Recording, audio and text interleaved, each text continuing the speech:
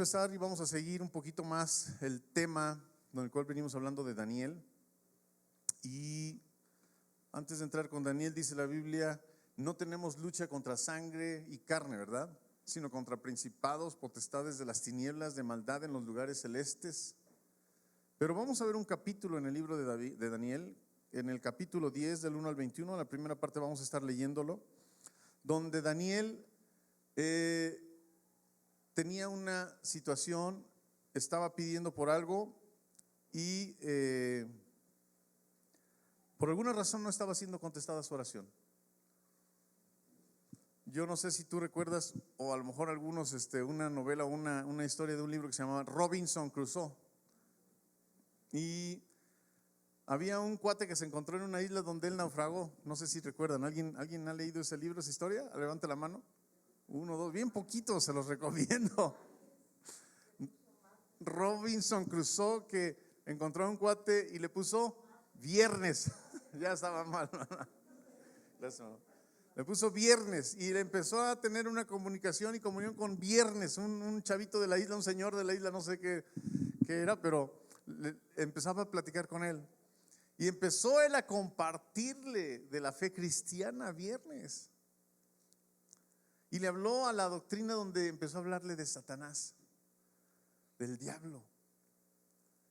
Y de repente viernes le dice, oye, pero si son igual de poderosos, entonces por eso se llevan ahí disputas o qué? Dice, no, Dios es más poderoso que el diablo.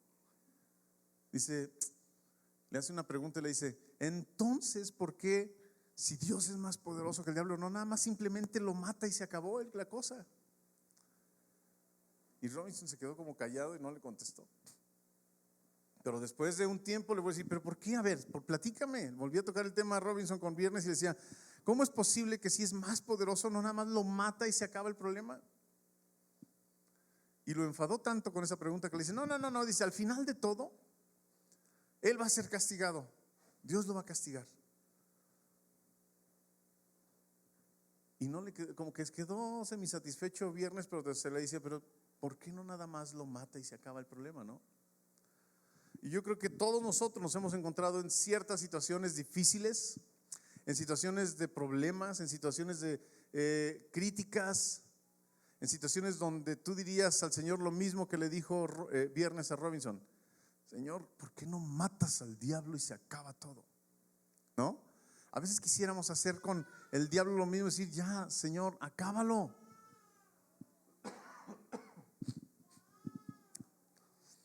Así nosotros cuando estamos en dificultades, pero en Daniel 10 nos va a dar mucha luz al respecto, hermano.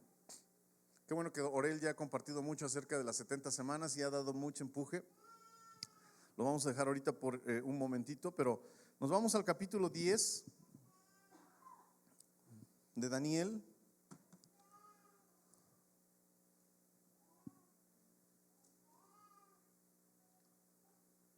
¿Ya lo tienes? Capítulo 10, Daniel 10, versículo 12. Vamos a ver rápido.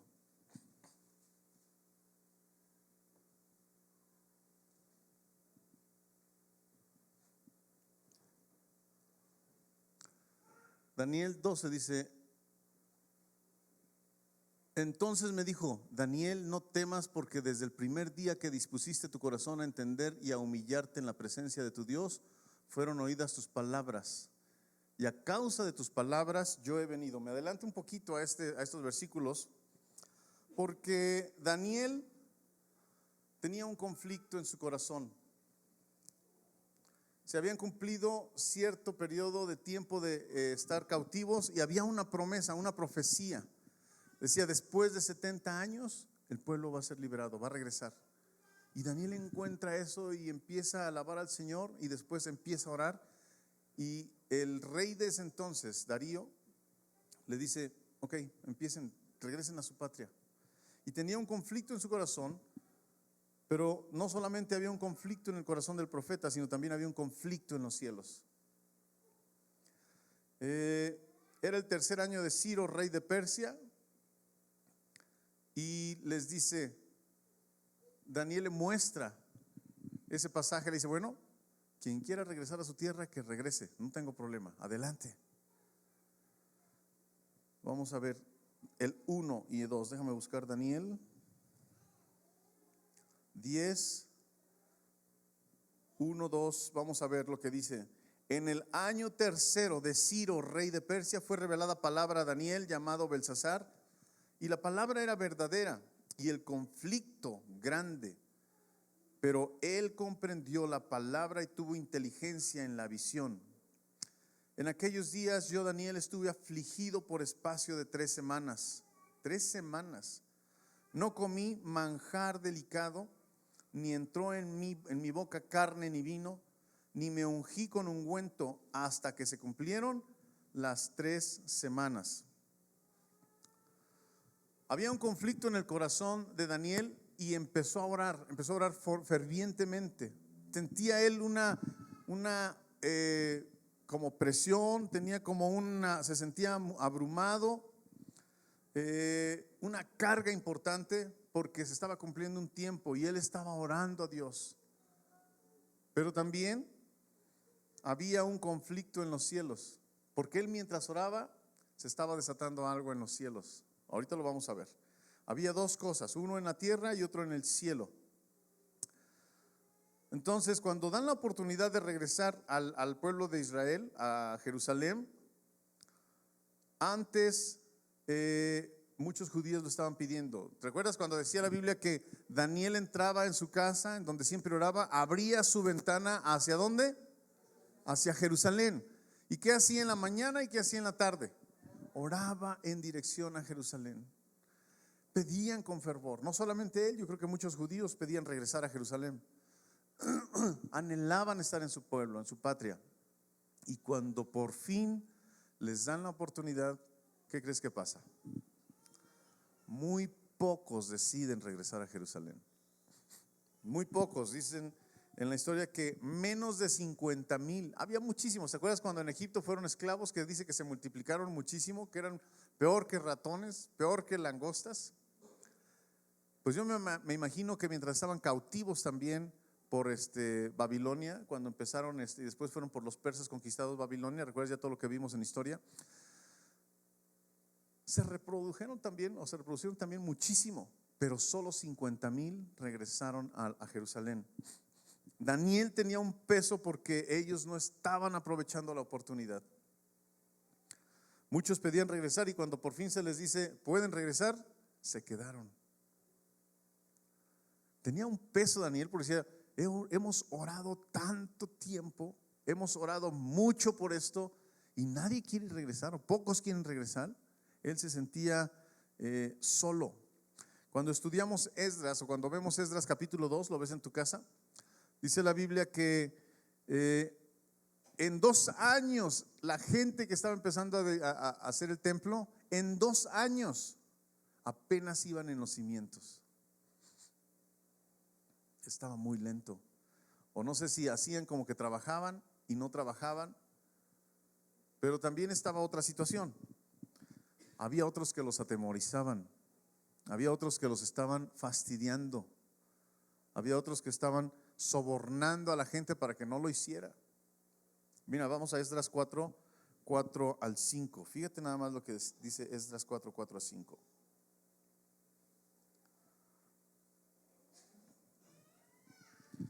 Pero el pueblo de la tierra intimidó al pueblo de Judá y lo atemorizó para que no edificara. Sobornaron además contra ellos a los consejeros para frustrar sus propósitos. Todo el tiempo de Ciro, rey de Persia, y hasta el reinado de Darío, rey de Persia. O sea, le metieron cizaña, metieron obstáculos, metieron de todo para que no pudieran continuar con la construcción, con la obra que estaban haciendo.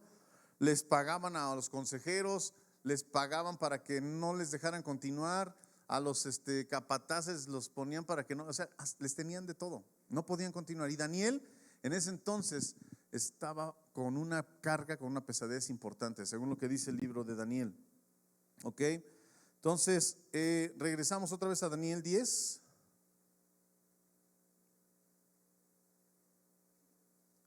Daniel capítulo 10, versículo 12.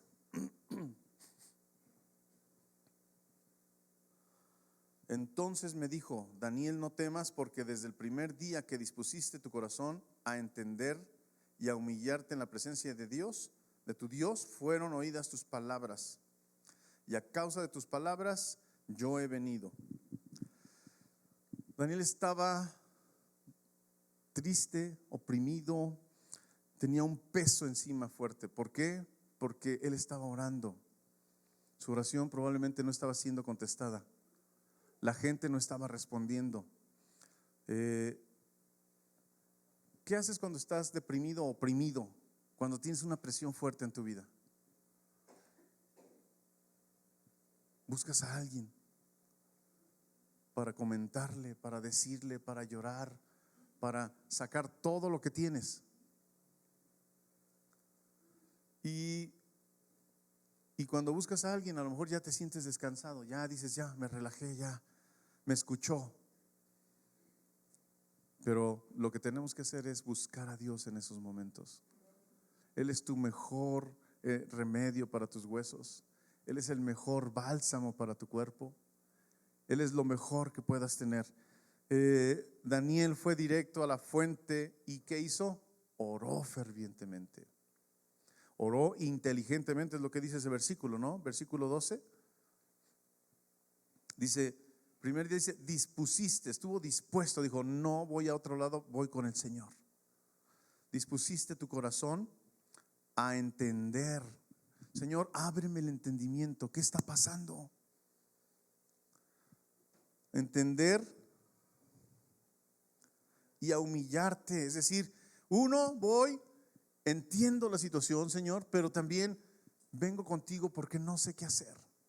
No voy a reclamar, vengo a decirte, Señor, que en este estado estoy. ¿Qué está pasando? Háblame, condúceme en la presencia de tu Dios. Entonces, es una oración emotiva, es una oración intelectual, es una oración con propósito. ¿A qué fue? A pedir específicamente por algo. Dispusiste, dice, es decir, lo hizo de forma verbal. Y creo, hermano, que cuando uno ora, y ahorita vamos para allá un poquito, porque creo que hoy lo que estuvimos, o lo que escuché de Isaac fue algo de la oración, ¿no? Algo dijo de la oración, si todos recuerdan, es oremos. Pero dice la Biblia que dispusiste, y yo creo que él, cuando estaba contento, le hablaba alegre y hablaba verbalmente y lo hablaba en voz fuerte. Yo creo que todos lo escuchaban, todo el mundo sabía de Daniel. Todo el mundo sabía que abría su ventana y a muchos abrían las ventanas para ventilar, pero él, yo creo que oraba fuerte. Señor, gracias. O Señor, ayúdame. Depende el ánimo, depende la situación. Y lo hacía de forma verbal también, no en pensamiento. Y dice el ángel, es por tu palabra o tus palabras que yo he venido. La oración desata cosas en el cielo, hermano. Él oraba con fervor, inteligente, decididamente, de una forma audible. Y tiene un efecto importante. Hay una historia de una niña que su papá, como pastor, le decía: hija, venga, siéntese aquí tantito, por favor, al frente, espéreme un ratito. Y la niña esperaba, y después de un ratito, o de una hora, 2 horas, el papá regresaba y se iban. Pero un día la niña decide sentarse, pero después va a buscar a su papá, porque dice: ¿de dónde se va mi papá? Y de repente lo encuentra sentado a las bancas, de rodillas, pero frente al respaldo. Y lo encuentra orando, pidiendo por la persona que se sienta siempre ahí. Y yo me acordé y dije: mira qué curioso, todo mundo tenemos un lugar en la iglesia donde nos sentamos, ¿sí o no? Y quizás te ganaron el lugar porque llegó alguien antes que tú, pero te sientas a un ladito o atrás. Y tú sabes que el pastor ora por cada uno de ustedes también. Cuando yo estuve enfermo, le dije a mi papá: yo admiro tu fe, pa, porque bueno, el Señor dice que cada uno tenemos depositados una cantidad de fe, y que es nuestra responsabilidad decirle: Señor, aumenta mi fe. Pero yo lo veo a él y se lo dije: admiro tu fe. Y nosotros deberíamos de tener una fe incremental todo el tiempo. Piénsalo, hermano. ¿Cuánta fe tienes? ¿Hasta dónde te alcanza esa fe? Necesitamos incrementar nuestra fe. Entonces, sí, hermano, la oración tiene fuerza, tiene poder. Y aquí vamos a ver un capítulo donde había un hombre que oraba y oraba siempre. Y en ese momento estaba teniendo una oración por su pueblo. Vamos a leer el versículo 8.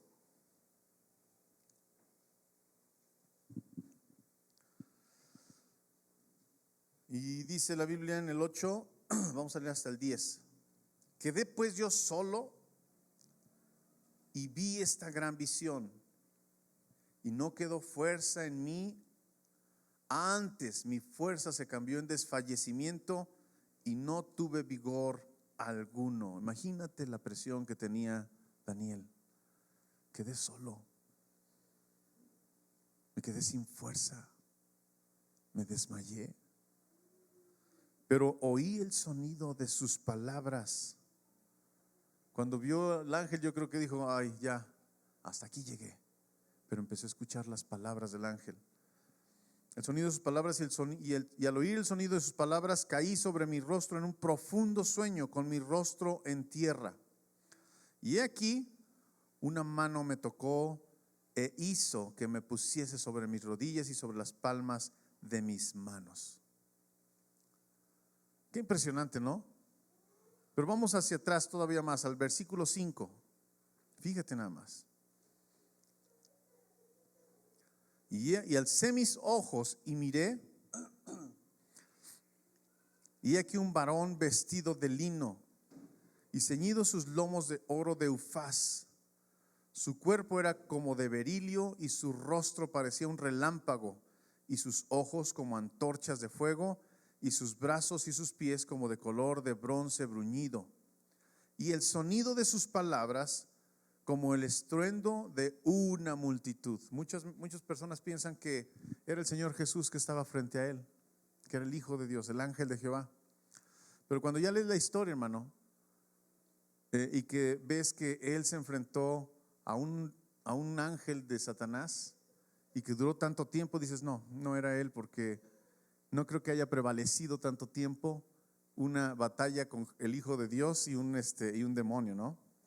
Entonces era un ángel que había sido enviado, un emisario de Dios, pero era como un ángel resplandeciente también. Entonces por eso cayó. No es sorpresa que se desmayó, pero él tenía una presión, un conflicto, estaba orando por su pueblo.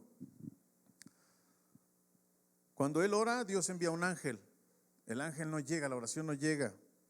Pero también hay algo en el espacio. Cuando él está orando, él se siente oprimido, él siente pasión por su pueblo, por lo que está orando. Pero en el cielo estaba ocurriendo algo. En el cielo se estaba desatando una batalla. ¿Por qué? Porque Dios escucha la oración de Daniel, envía un mensajero para que le contestara la oración, y llega alguien y se interpone, no en la tierra, sino en el cielo. ¿Es correcto? Y empieza una batalla ahí en el cielo. Empieza la oposición en el cielo. Entonces Daniel ve la escena. Daniel está orando en su intimidad, y en el cielo ya venía la respuesta, y en el cielo está desatándose una batalla. Daniel, yo creo que no estaba acostumbrado a esperar tanto. Algo estaba pasando. La última vez que Daniel oró, dice que antes de que sus palabras salieran ya tenía la respuesta. Daniel estaba acostumbrado a orar y recibir respuesta. Y yo quisiera estar haciendo, no me va a alcanzar el tiempo, pero me gustaría saber cuánto tiempo tú oras, cuánto tú le dedicas a la oración, o cuánto le dedicamos a la oración, cuánto tiempo oramos y cuánto tiempo tardan nuestras respuestas.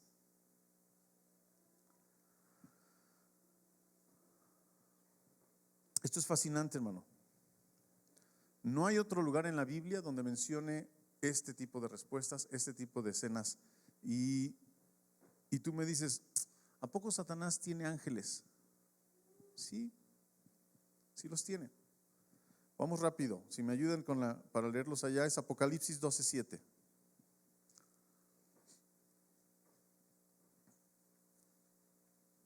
Después hubo una gran batalla en el cielo. Miguel y sus ángeles luchaban ¿contra quién?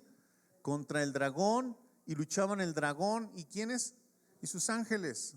Entonces sí tiene ángeles también. Mateo 25:41.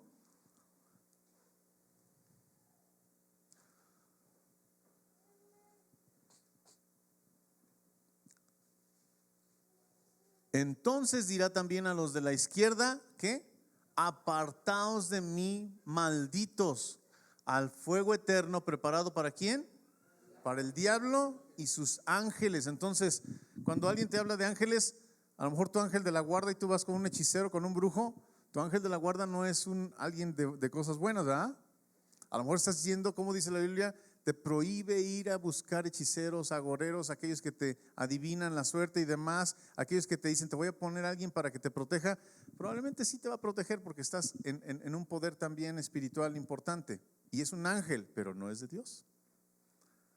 Entonces hay ángeles de Dios y hay ángeles de Satanás. Entonces sí hay ángeles de Satanás. Cuando dice este ángel que viene a darle la noticia a Daniel, le dice: desde el primer momento que dispusiste a orar, ya había sido contestada tu oración. Porque Daniel estaba acostumbrado a que las oraciones Dios le contestaba, pero Daniel estaba acostumbrado en la mañana y en la tarde a orar. Y le dice: desde el primer momento en que tú hablaste, abriste tu boca para lo que tú necesitabas, Dios ya había dado la respuesta. Pero el príncipe ¿de qué? De Persia. El príncipe de Persia no era una persona, ¿no? Tú si hablas del príncipe de Gales y es una persona. Hablas del príncipe William, del príncipe Carlos, todos son personas, ¿no? Pero aquí el príncipe de Persia no es una persona. ¿Qué era? Un demonio, un ángel de Satanás. Daniel estaba orando. Dios le manda la respuesta por medio de un ángel. Él envía a su ángel y es interceptado por un demonio. Algo iba a pasar. Y Persia era una ciudad, pero dice la Biblia que que estaba a cargo de esa ciudad una autoridad. Y esa autoridad, como el diablo no puede estar en todos lados, designa personas, no es omnipresente. Y esa autoridad era el príncipe de Persia. Dijo: no, vienen a hacer algo contra nosotros, entonces necesitamos echar afuera a ese ángel también que viene como mensajero. Y lo destruyó. Entonces, no lo destruyó, lo trató de obstruir. Y muchas de las veces pensamos: entonces Dios no es dueño del mundo ahorita, no es dueño de todo lo que hay ahorita aquí en esta tierra. Sí, pero ahorita ¿quién tiene autoridad en la tierra? Exacto.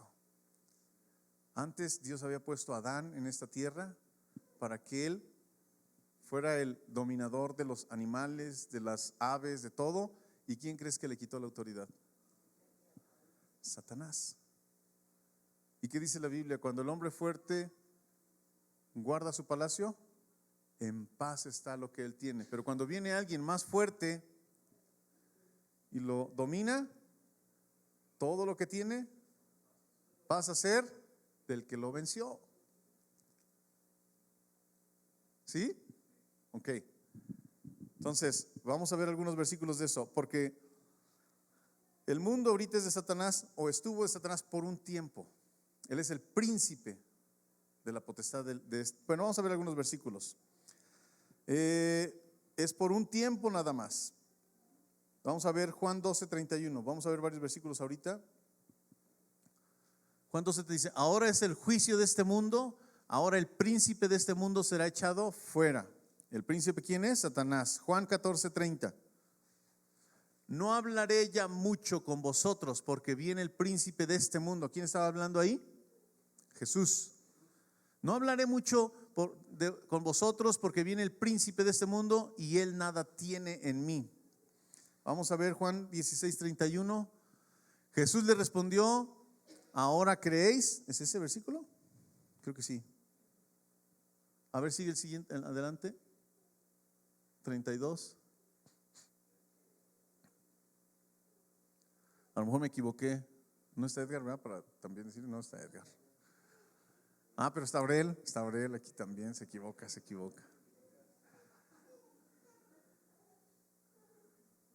No está. Bueno, me equivoqué, luego se los debo ese. Primera de Juan 5:19.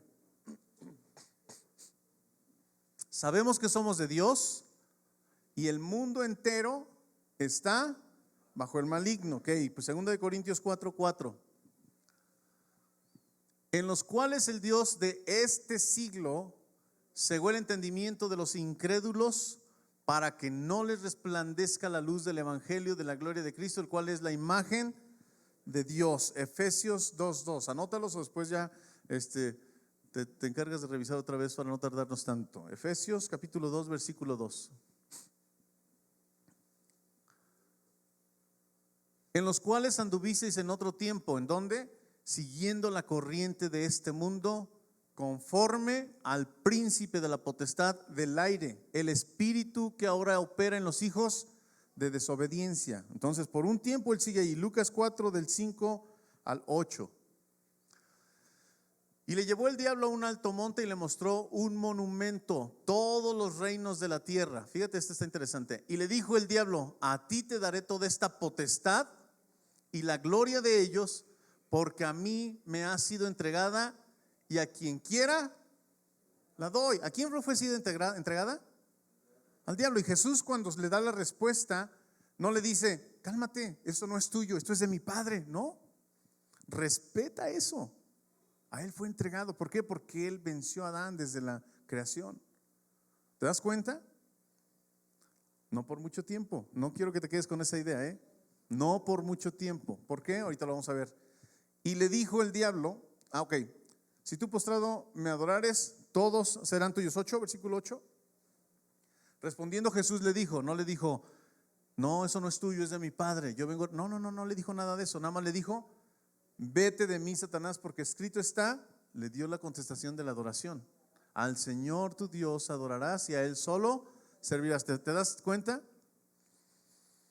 Esta tierra por un tiempo sigue siendo dominada por Él. Muchos de nosotros hemos sido quitados para adorar a Dios y hemos sido sustraídos. Ya lo vimos en uno de estos versículos. Otros están cegados, otros viven en la potestad de Él, en su territorio, en su reino, siendo dominados por Él. Pero sí es el mundo de Él. Ahora, si Satanás gobierna este mundo, entonces ¿cómo lo hace? Ya lo vimos. Él tiene, dice Efesios 6:12. Vamos a ver Efesios 6:12. Ya lo sabes tú, ¿no? Satanás no es omnipresente. Satanás no puede estar en todos los lugares al mismo tiempo, pero él tiene autoridad sobre otras autoridades y esas autoridades tienen autoridad sobre otras autoridades y está bien organizado. Dice: porque no tenemos lucha contra sangre y carne, sino contra principados, contra potestades, contra los gobernadores de las tinieblas de este siglo, contra huestes espirituales de maldad en las regiones celestes. Él es el príncipe de la potestad del aire. Él está dominando. Y cuando tú tienes una dificultad, Satanás no se preocupa por ti. Dice: tiene encargados. Y te manda a alguien que te estorbe, que te haga la vida difícil, que te empiece a molestar, que te afecte. Puede ser enfermedad, crisis económica, problemas con los vecinos, con tu esposo, te empieza a meter cizaña, lo que quieras. Porque tiene asignada gente para molestar a otras personas. ¿Vamos bien? Entonces, cuando nacemos con el mal también, O sea, somos rebeldes, no nacimos obedientes. Pero aparte, el mal y hay trampas de Satanás que están por todas partes. Entonces, hay dos formas. Entonces había asignado al príncipe de Persia para que no llegara la respuesta a Daniel.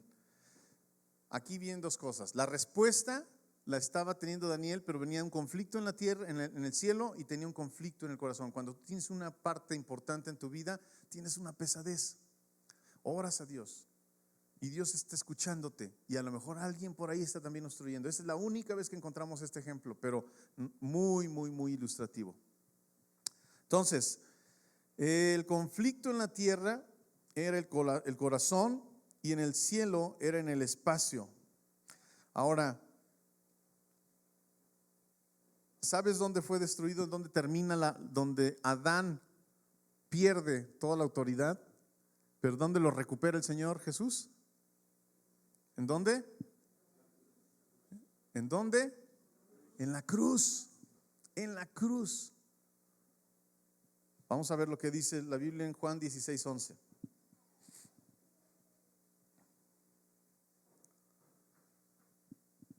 Y de juicio, bueno, se puede leer un poquito antes, vamos a ver un poquito antes, creo que desde vamos a ver, creo que es el 9, antes 8, aquí está. Y cuando Él venga, convencerá al mundo de pecado, de justicia y de juicio. 9, de pecado por cuanto no creen en mí. Él va a convencernos de pecado, ya está, ¿no? De justicia, por cuanto voy al Padre y no me veréis más, pero Él va a estar intercediendo, Él va a hacer justicia para los que creen en Él. ¿Sí? De justicia, 10:11. Y de juicio, por cuanto el príncipe de este mundo ya ha sido juzgado. ¿Sí? ¿Lo cachamos o no? Ok, entonces, vamos a Hebreos 2:14. Ahorita vamos a ampliarlo más. Así que por cuanto los hijos participaron de carne y sangre, Él también participó de lo mismo, para destruir por medio de la muerte, ¿en dónde?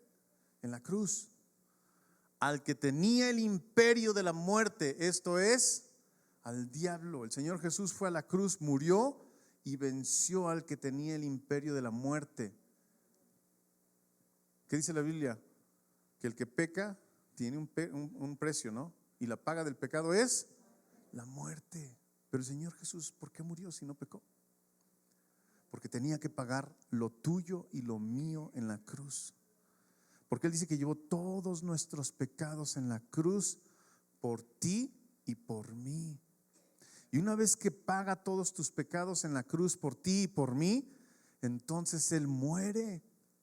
Y entonces Él vence la muerte, resucita, y entonces Él vence a aquel que tenía la potestad de la muerte, porque hizo pecar a Adán, ¿no? Porque te ha hecho pecar a ti y a mí, ¿sí o no? Y Él tenía la potestad en cada uno de nosotros. ¿Lo entiendes? Y en la cruz entonces Él lo que hace es, no peca, pero va a la cruz por ti y por mí, para que pagar por tus pecados, por mis pecados, y entonces tú ya no tengas que pagar por eso. Y dice, así que por cuanto los hijos participaron de carne y sangre, Él también participa de lo mismo, para destruir por medio de la muerte al que tenía el imperio de la muerte, esto es, al diablo. Qué padre, ¿no? Qué bonito, gracias a Dios.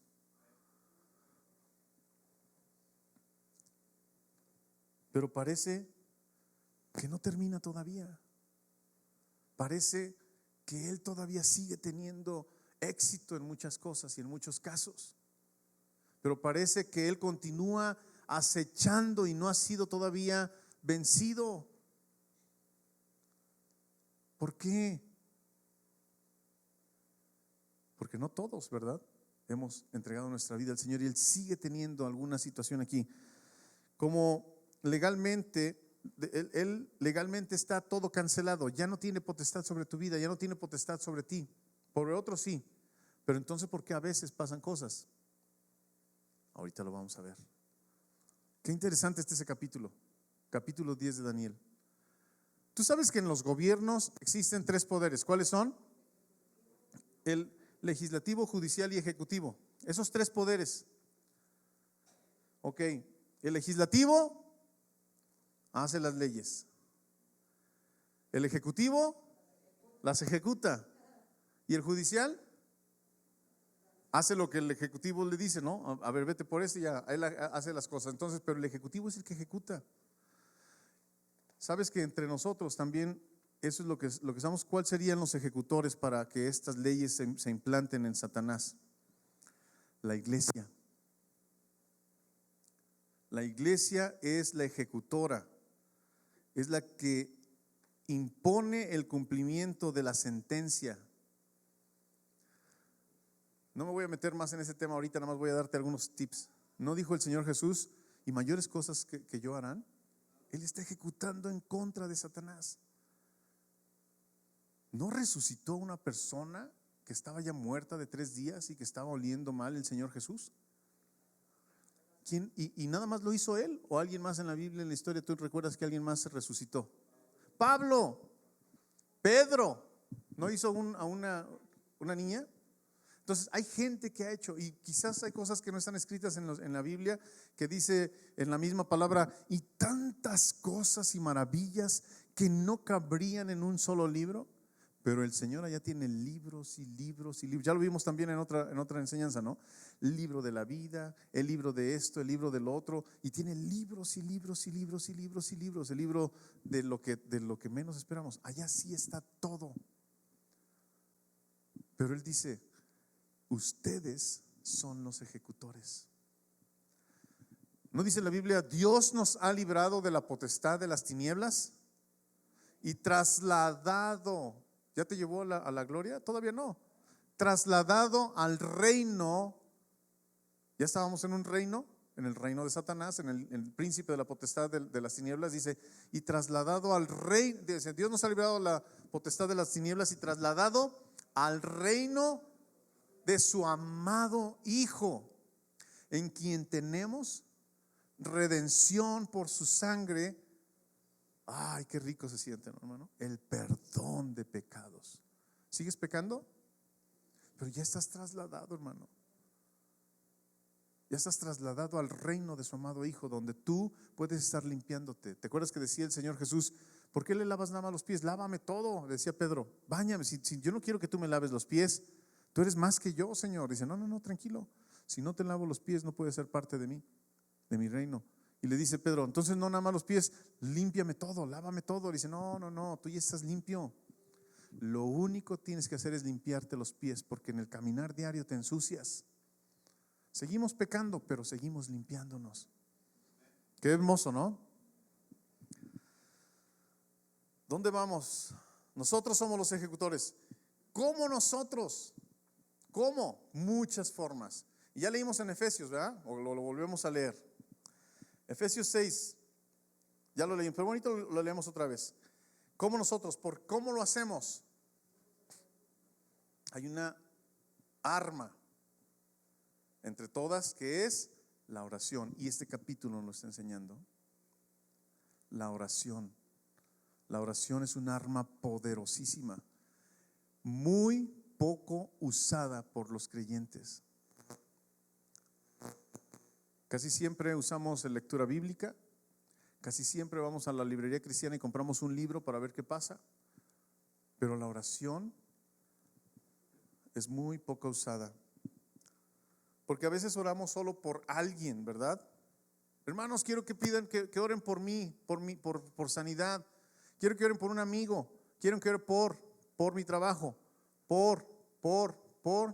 Oramos por. O también, que casi no lo usamos, es contra alguien. Eso debería ser interesante.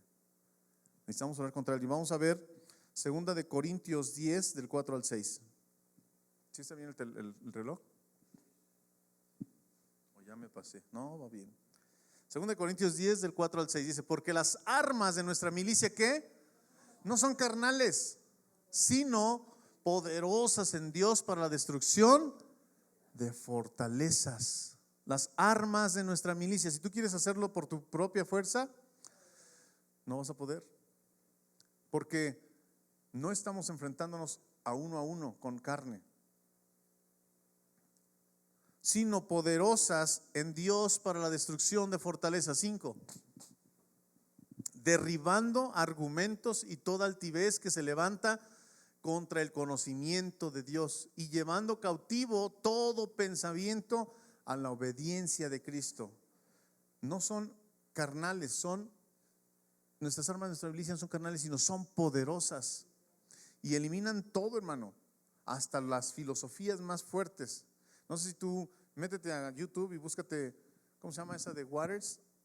¿Alguien lo ha visto? ¿Cómo? Living Waters. Métete ahí. Qué chulada, hermano.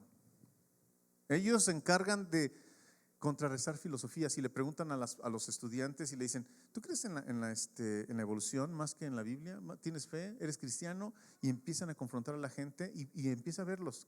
¿Qué preguntas les hacen? Tú dices: wow, filosofía con la filosofía la matan y entregan todo para creer en el Señor. ¿Cómo es poderosísimo? Living Water se llama, búscatelo en YouTube, suscríbete y ponle ahora sí la campanita para que todos te lleguen y empieces a revisarlo, No es mío el canal, sino, pero está muy padre. Revísalo. Entonces, ¿cómo libramos la batalla? Con esas armas poderosas en Dios. Versículo 6.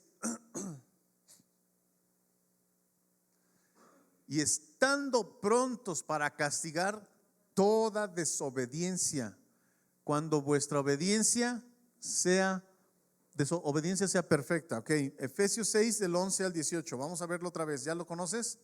Creo que el pastor predicó un poquito de la semana pasada. No crean que no los veo. Yo no sé, les iba a decir desde el principio: suban el volumen para que salga a internet, porque a veces le subo yo todo y no se oye muy poquito. Cuando salga para internet, ya cuando se vaya el predicador aquí, súbanle un poquito ahí arriba, porfa. Ya estoy metiéndome allá además. Ok, Efesios 6 del 11 al 18. Vestíos, eso lo dio el pastor, creo que en la última charla, en la última predicación de enseñanza. Dice: vestíos de toda la armadura de Dios, de toda, para que podáis estar firmes contra las acechanzas del diablo. Hay una batalla, ya lo vimos, ¿no? No es carnal, es espiritual. Si no te vistes de esta armadura, olvídate. Y no quiero abundar mucho, nada más vamos a leer el pasaje, espero. Vestidos, porque no tenemos lucha contra sangre y carne, sino contra principados, contra potestades, contra gobernadores de las tinieblas de este siglo, contra huestes espirituales de maldad en las regiones celestes. 13. Por tanto, tomad toda la armadura de Dios para que podáis resistir en el día malo, y habiendo acabado todo, estar firmes. ¿Por qué? Porque la batalla ya está ganada. Decíamos hace ratito, ¿no? Es la victoria, ya la tenemos, porque es la promesa de Dios. Tú la luchas porque tú eres el ejecutor. El diablo ya está vencido, ya todo eso lo sabemos, ¿no? El diablo ya no tiene nada que hacer, pero sigue todavía dando sus patadas de ahogado y está trastornando este mundo. Ya lo vimos desde antes, desde Nabucodonosor, los persas, los griegos, los romanos, ya vimos todo eso. Este mundo está en la etapa de barro con acero, donde ya el gobierno no tiene nada, está mezclándose todo el pueblo con el gobierno, y va a llegar un momento donde va a ser cortada esa piedra de una montaña y lo va a destruir. Y el diablo está dando sus últimas patadas ya, de ahogado. Ya está ganada, dice la Biblia: peleen la buena batalla, métanle duro, y cuando terminen, estad firmes. Esto ya está listo. Ni siquiera está como la batalla donde pelearon miles contra el ejército de Israel, que Dios decía: quítale, son muchos y no vas a creer que fuiste tú. Quítale, contra 300. Y todos decían: ¿solo esto? Sí, porque la batalla ya está ganada, ya lo tienes hecho, eso ya está listo.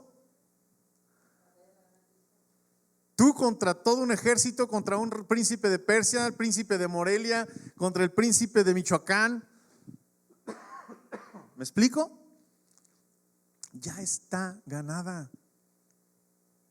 Sigue, versículo 14. Estad pues firmes, ceñidos vuestros lomos con la verdad. ¿Cuál es la verdad?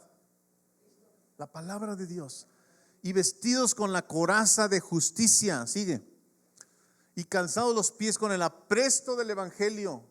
A veces nos ponemos lo que más nos gusta, ¿no?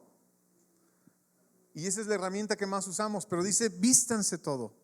Y luego, sobre todo, tomad el escudo de la fe con que podáis apagar todos los dardos de fuego del maligno. 17.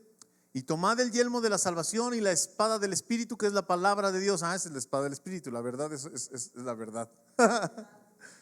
18, aquí dice, orando en todo tiempo, con toda oración y súplica en el Espíritu, y velando en ello con toda perseverancia y súplica por todos los santos.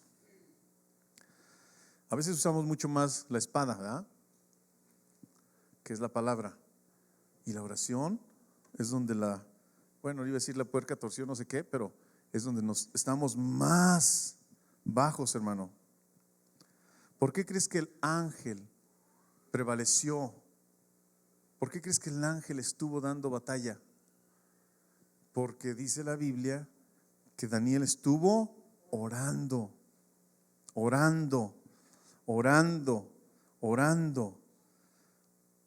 La herramienta para derrotar a Satanás, una de ellas y la más fuerte, y le dedica todo un versículo, es la oración.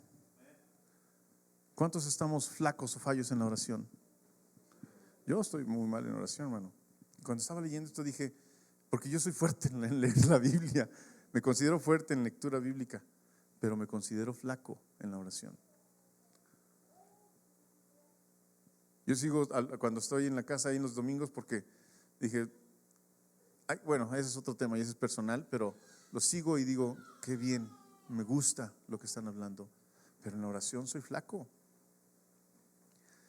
Y creo que necesitamos ser fuertes en la oración. Los que oran en las iglesias, hermanos, son los que resuelven los asuntos importantes. Si hay alguien que tú conoces y que es fuerte en la oración, obsérvalo. Si es fuerte en la oración, obsérvalo. No está triste. Si hay por qué estar triste, ¿verdad? Hay situaciones por las cuales estar triste, pero Dios los fortalece más que a los que no estamos orando. Y no es que no lloren, no es que no pasen cosas difíciles, pero están orando. Y creo que ahí es donde a veces somos débiles y somos derrotados. ¿Por qué no tenemos la victoria? Pues porque estamos muy ocupados. Tenemos mucho trabajo, tenemos muchas cosas que hacer, los niños, la casa, etcétera. Hay mucha ocupación y no oramos. Y sabemos que debemos orar. Y oramos para comer, y oramos para dormir, y oramos para levantarnos. Y si alguien nos pide que oremos por él, sí, voy a orar por el hermano. Ya decíamos, ¿no? Oramos mucho el por, mucho. Señor, ayúdanos, y pedimos, y nos falta mucho orar en contra de. Por ejemplo, ya veíamos que cuando uno está en la tierra, hay situaciones difíciles y necesitamos orar. Y esa oración puede ser contestada y puede haber una situación en el aire, ¿verdad? Para tus respuestas. Son dos llaves, como las cajas fuertes de seguridad en los bancos. Tú tienes una llave y el banco tiene otra llave de seguridad. Si te roban la llave y no sabes qué decir como clave para que te pongan la otra llave, no se abre. Pero si tú tienes la llave, una llave, y Dios tiene la otra llave, y las dos hacen lo mismo para abrir, eso se da. ¿Sí me explico? Es como una cajita de seguridad, hermano. No solamente tú, porque también está involucrado Dios. Muy bien. ¿Cómo usar la oración en contra de algo? Cuando uno es padre, hermano, puede estar muy contento, pero también muy preocupado. porque no sabes si tu hijo va a tomar buenas decisiones o malas decisiones. Hay dos posibilidades, ¿verdad? Y si toma buenas decisiones, qué bien. Pero si toma malas decisiones, hay dos posibilidades. Entonces, pero la verdad es que es una alegría ser padre, pero también es una preocupación. ¿Cómo orar entonces en contra de algo? Había un hermano que decía: estoy orando porque mis hijos no se divorcien, estoy orando en contra del divorcio de mis hijos. Y le dice otro hermano: pero si tus hijos todavía no se casan. Por eso, porque desde ahorita estoy orando en contra de los divorcios de mis hijos. ¿Sí me explico? El orar en contra es porque ya entendimos que hay gente que está en contra de nosotros. ¿Quiénes son? Ángeles malos, demonios que son potestades, gobernadores de tinieblas. A lo mejor no te toca un gobernador, ¿no? Pero sí te toca el achichincle, el cabo del ejército, el más bajo. Y te dicen: encárgate de Isaac. Esta semana te toca Isaac. Y ese es bueno para meter ¿cómo se llama? Tropiezos o la pierna para que te caigas. De cierta forma. No le hizo nada a Isaac, le quitan ese cabo y le ponen uno, a lo mejor un racito por ahí. Le dicen: no, te toca ahora a ti, Isaac. Y va a tener a alguien, Isaac, que le esté dando lata. ¿Cómo podríamos orar en contra de eso? Pues entonces oremos en contra de los principados, de las potestades, ¿qué es lo que se te dificulta? ¿En qué eres débil? ¿Tú en qué eres más débil? En voltear cuando pasa alguien y que te gustó, sí. Ay, Señor, te pido que por favor me quites ese espíritu de trata, y empieza a orar en contra de ese espíritu. Y que de repente ves algo en las tienditas y dices: ay, perdón, ¿sí me explico? Está bonito eso, es lo que necesito. ¿Sí me explico? Señor, perdóname, pero ya no quiero más eso. Empieza a orar en contra de ese espíritu que te está empezando a hacer. ¿Sí? ¿Me explico? Entonces ya no oremos nada más por el hermano que está enfermo. Y qué bueno que tenemos un chat y de verdad mándalos ahí, hermano, porque podemos orar por eso, sí. Pero empecemos a orar también en contra de nuestras actitudes, en contra de nuestros hábitos malos, porque a veces se genera un hábito malo, ¿no? Todo el mundo saca de este versículo que 21 días es suficiente para formarte un buen hábito. Después de 21 días ya se vuelve de disciplina, ya se vuelve entonces un hábito. Primero es disciplina porque no lo quieres hacer y estás trabajando en ello, y después ya se vuelve un hábito. Ok. Entonces hay que orar en contra. Protégelos a diario a mis hijos contra los accidentes, contra los malas influencias, contra un robo, contra un asalto. Protégelos y empieza a orar en contra de lo que puede afectar a tu gente, a tus hijos, a tu familia. Tus armas no son carnales y tú no puedes ganar de esa forma. Tú no puedes estar detrás de todos tus hijos y aunque alguien los quiera asaltar, puedes enfrentarlo de forma carnal, pero le puedes ganar. Pero te arriesgas a que pase algo. Pero mejor mándaselo a Dios. Ora por tus hijos, ora por tu esposa, ora por tu esposo, ora por el trabajo, ora porque te vaya bien, ora por todos, en contra de lo que no permite que eso esté saliendo bien. En Éxodo 17, con esto termino. En Éxodo 17, los israelitas querían pasar a un lugar donde había agua, pero los amalecitas les impedían y no los dejaban pasar. Y dijeron: pues no hay de otra, a pelear para pasar. Y dice la Biblia que Josué fue con todo el ejército a pelear con los amalecitas, y Moisés se fue a lo alto, arriba, en la montaña. Y empezaron a pelear, y Dios le dice: levanta la vara, las manos, las varas. Si tú levantas las varas, ¿qué decía? El pueblo gana. Si tú desistes, el pueblo pierde.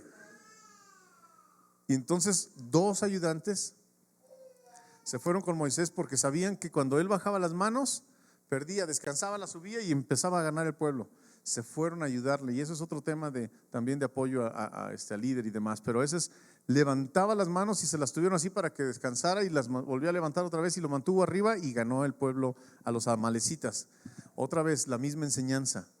Abajo estamos nosotros peleando contra huestes, principados y potestades, pero nuestra oración sube para que arriba esté obrando el Señor también. Amén. Pues cierra tus ojos, hermano.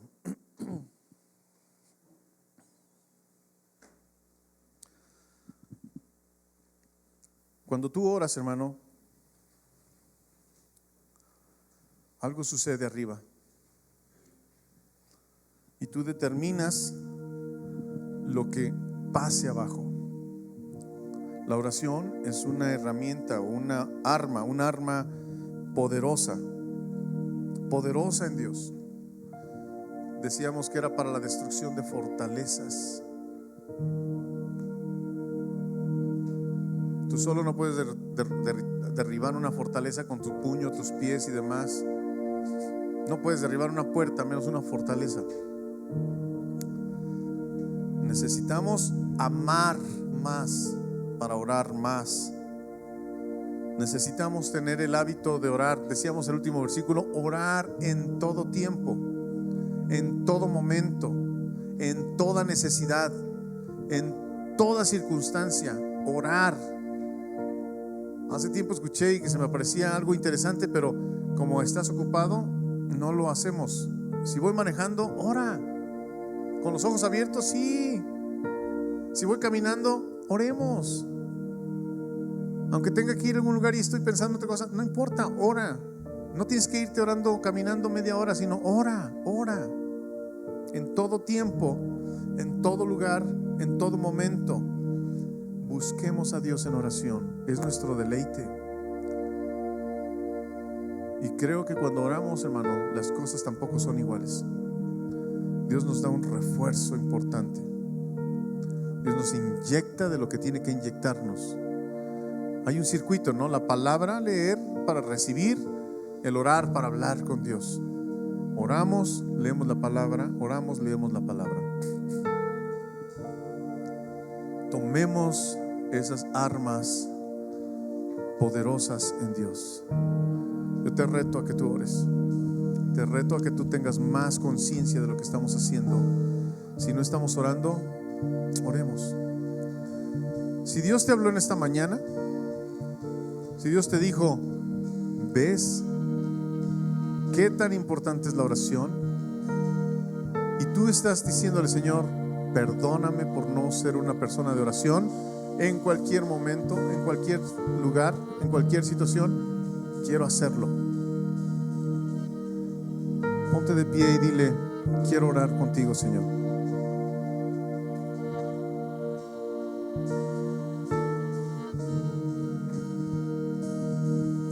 Amén.